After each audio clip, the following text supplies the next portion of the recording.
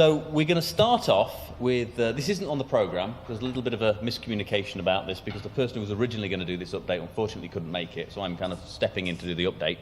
But what I'm going to do now is I'm going to take you quickly through the progress that a group of us have been making on something that we call the Diversity and Inclusion Manifesto. So this, I'll take you through where we started and how we got here. I want to just kind of point out that this is not C4Disc.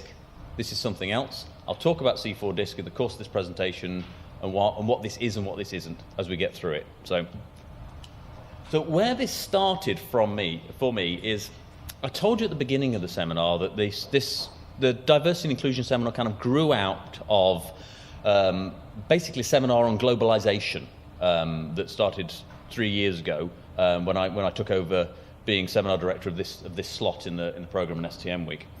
And the bit that kind of really resonated with the audience, the bit that kind of, in a sense, kind of wasn't really being discussed in many other places, was the things around the diversity aspects of globalization. So the year after, last year, what we did is we put together a Future of Publishing seminar in which the first part of it was a panel dedicated to the concept of diversity and inclusion. We had Isabel Thompson from Holtzbrink, who came in and talked about it from a business perspective, that resilience through diversity that we talked about, that it's good for business to be diverse and inclusive.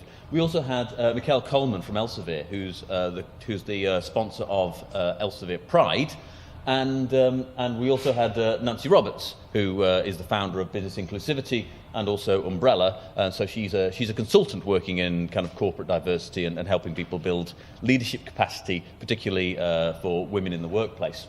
So what was really meaningful and powerful about that session was the strength of reaction that we got, particularly during the break. Afterwards, there were some really powerful conversations, and there was really obviously a need to have more discussion about this. In the meantime, things like #MeToo happened and Time's Up, and this clearly became something that society and publishing, as part of society, really needed to start to think about more, and so I'm glad to be a part of that at this point in history. So because it was so successful, what we decided to do is a group of us, including Nancy and Laura and a couple of other folks, we put together a workshop for Researcher to Reader, which is the conference that's every February that Mark Carden organises, which is not too far from here. And in that seminar, again, we had a series of incredibly powerful conversations about how we as an industry need to move forward. The object of the exercise was to take it past the conversation about identifying that we had a problem. We needed to acknowledge that we have a problem and that society has a problem, and then go to the point of having a mature conversation, an inclusive and mature conversation, to understand how to improve the situation and to make our industry more welcoming and more inclusive. The outputs of this meeting are over there on the right-hand side. We made some kind of notes, some recommendations, some ideas, and one that I just want to kind of point out, because it's going to be ironic in a second, is number 2 there, non-alcoholic social events, right? And there are reasons why that we can all recognise as to why it's important for companies to be inclusive of people who don't necessarily drink. So in the pub, after this, a group of us, there on the left, we've got Laura Cox-Ringold, who gave the presentation earlier, Nancy Roberts, Alice Ellingham, and myself, decided that what we really needed to do was take it upon ourselves to write a manifesto. All good movements start with a manifesto, whether it's altmetrics or communism. We thought that we would take that matters into our own hands and write such a document. A little bit later, we were joined by Nick Patel and Daniel Ormshaw of Emerald Publishing, and we set about writing something. We didn't know what we were doing. We knew that there were some issues. We wanted to kind of try to put some things into words. So this has been very much a journey of discovery for us. It took us all spring, but in August, we managed to launch the Diversity and Inclusion Manifesto website. It's a WordPress site. This is completely unfunded and done for free, just volunteers, and we have no sponsorship, there's no backing, it's not an STM thing, it's not an SSP thing, it's not an Emerald thing, it's not an OUP thing, it's just a bunch of us who've gotten together to write this thing, right? It's purely a community project, right? And that's important to remember. It's not associated with anything or anybody right now. So we wrote this thing and we asked for public comments on it. You can still go to the website now. There's the URL. You can see the comments that people wrote. You can still add comments if you want to. It's important that this thing is a constant kind of community engagement project. So just to kind of take you through the structure of what we actually wrote, we decided to kind of break it down. We started off explaining what diversity and inclusion meant to us, and then we went through almost a journey of an employee, in a sense.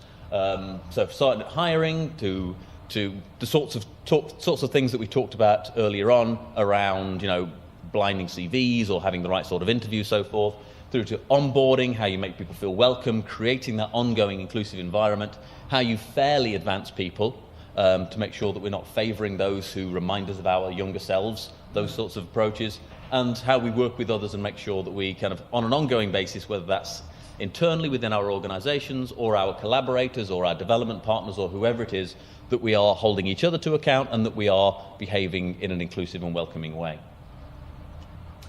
So I wanted to show you some of the comments that we got. You can't read these, but this is just to show you that we got some engagement from the community, and it was all very good. We learnt a lot, as I said, by doing this.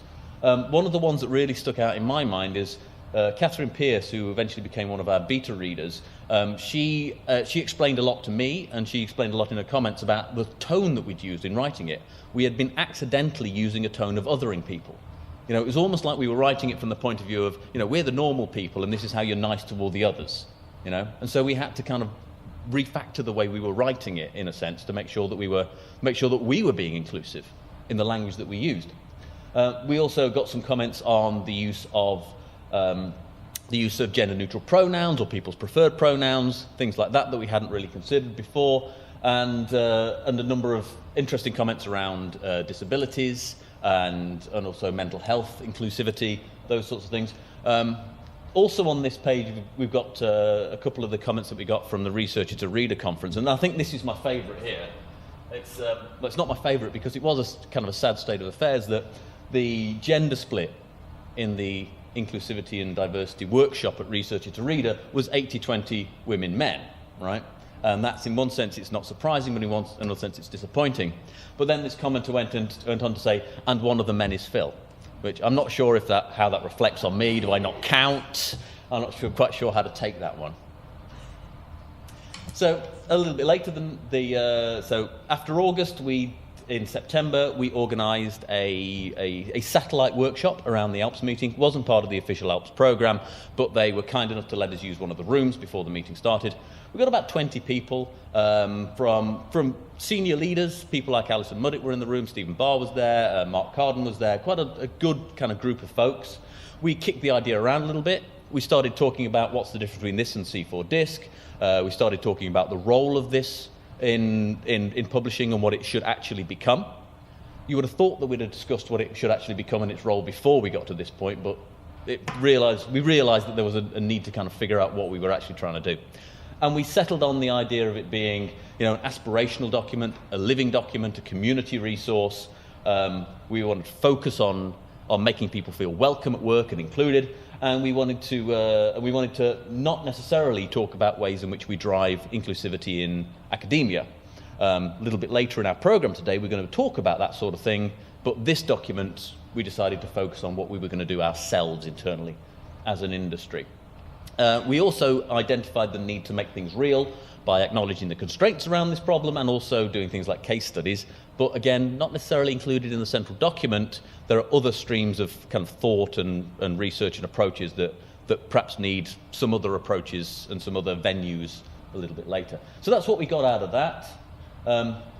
As I said, we talked about C4 Disc, and I think it's worth me taking a second to give you a sense of what the difference between C4 Disc is and the Diversity and Inclusion Manifesto. Now, does anybody not know what C4 Disc is? Anybody not heard of it? Okay, so I'll let you know what C4 Disc is.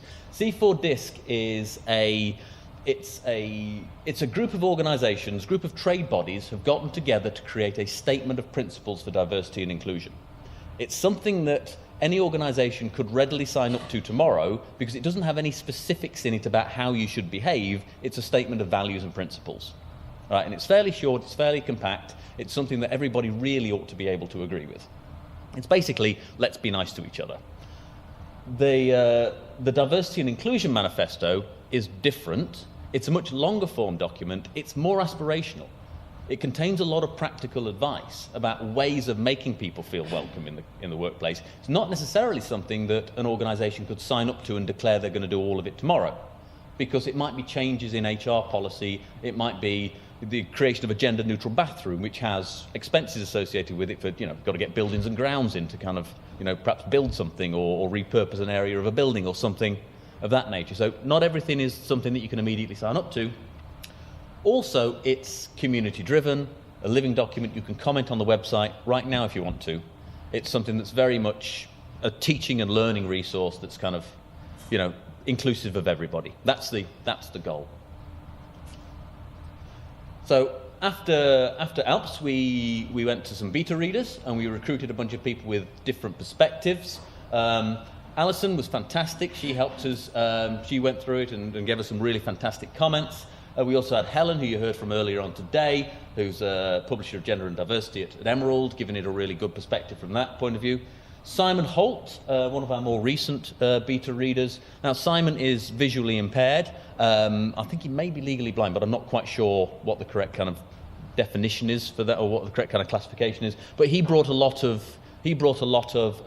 useful insight from the point of view of people who have, disabilities or impairments, or need help within the workplace in order to feel welcome and to function properly. And also we had Catherine Pearce, who I met in Edinburgh. She is the founder of a fantastic social enterprise called Somewhere EDI, which is support for LGBT entrepreneurs. She's been an activist in this area ever since she was a student in Manchester. She was part of is anybody familiar with the Reclaim the Space movement that happened in Manchester? It was a result of a hate crime on the trams, I think, in Manchester. And what they did is they went onto the trams and to public places in Manchester and they sang. They put a kind of a choir together and they sang just to say, we own this, we're a part of this space, we're welcome here, and we're going to assert ourselves here. So she's got a good background in that sort of thing, and she works in that area and with the LGBT community, and so she was really valuable, helping us understand how to write it better without othering people, those kinds of approaches. Very, very valuable work. So that kind of almost brings us up to date. The beta reading is now finished. We're now collating those comments, and we're going to publish a second draft, if you like, on the website. And in the meantime, we're thinking about what we're going to do with this thing. So where are we going to publish it? Are we going to publish it? Is it just going to be the website with perhaps some blogs associated with case studies and things like that? How are we going to keep this engagement going? To me, it feels like this shouldn't be the end. When we've written it, there should be some kind of ongoing engagement. We need to make this a living community document where people are constantly contributing and we're constantly evolving our understanding of what we need to do. So just a couple of ideas that we had in our last kind of call that we had. So at OUP, Nick's already managed to get this included in their learning and development resources. So folks at OUP can go to the document and read it, and and that can start a conversation internally there. We think perhaps if other companies are interested, they might want to include it as part of their learning and development resources. A couple of examples of diversity and inclusion projects in companies include the one at Emerald, the Stride network at Emerald that Helen talked about. There's also Elsevier Pride, which I think, to be honest, in terms of LGBT outreach is probably, or LGBT Pride is probably a best-in-class example of what we all should be doing to make people feel welcome. I must make clear at this point that the manifesto is not associated with either of these two programs. Those are just ideas of how we can engage with the wider business and publishing community. And that is the end of our industry update. That was a quick 15 minutes to let you know where we are. So if anybody has any thoughts about where we can take this next, either real quick now in the next minute or during the break, then I'd be really interested to hear. I know that Laura would be. So please come talk to us. All right.